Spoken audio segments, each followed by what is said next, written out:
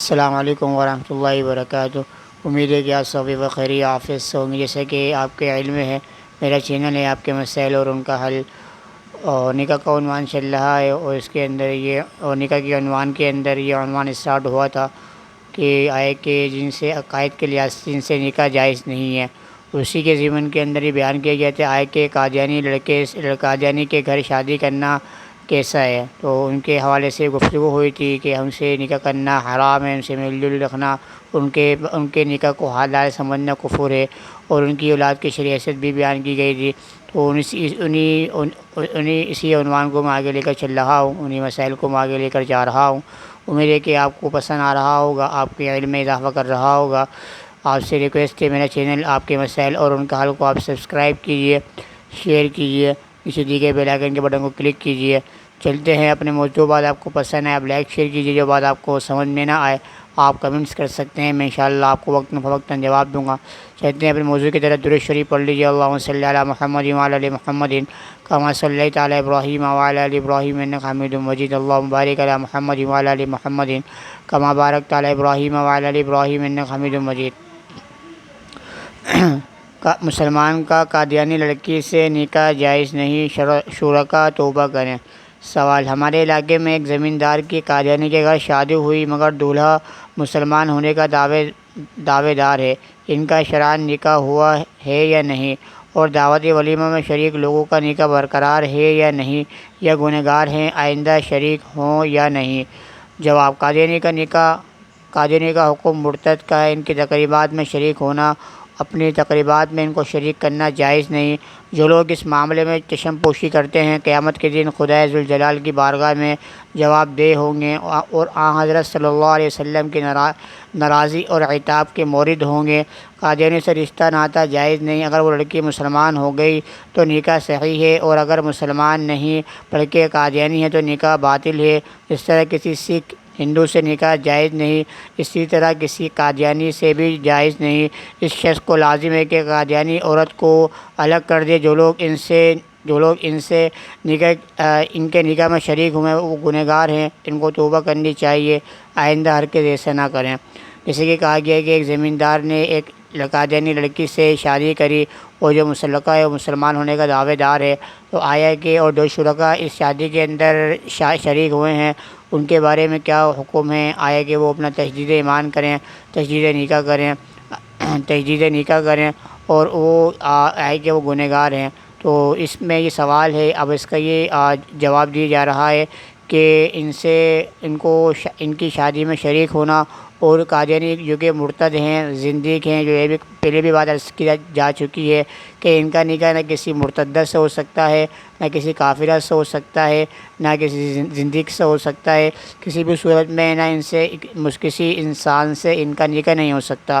ان کو اپنی شادی میں شریک کرنا اور ان کی شادی میں شریک ہونا جائز نہیں ہے۔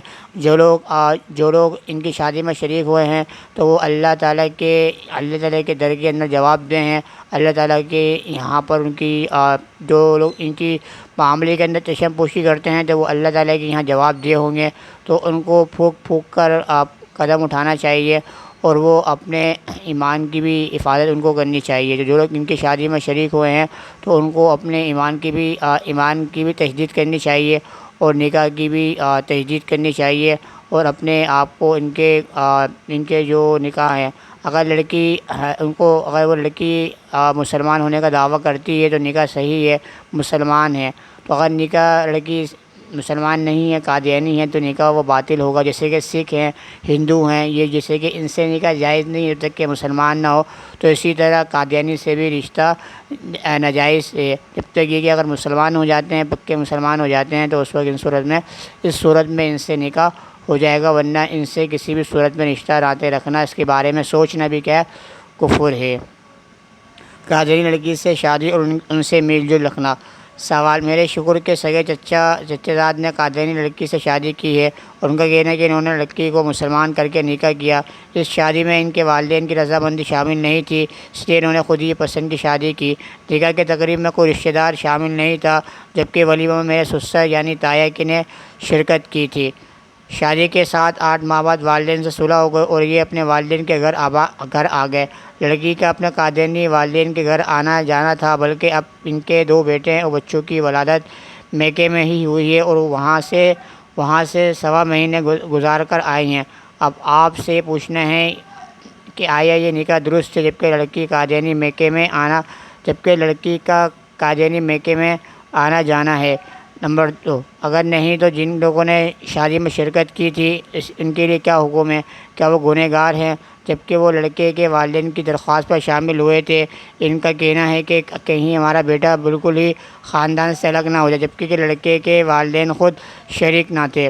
نمبر 3، اب جبکہ لڑکا اپنے والدین کے گھر بمع فیملی کے مقیم ہے تو اس کے والدین کے گھر آنا جانا یا ان سے ملاپ جائز ہے؟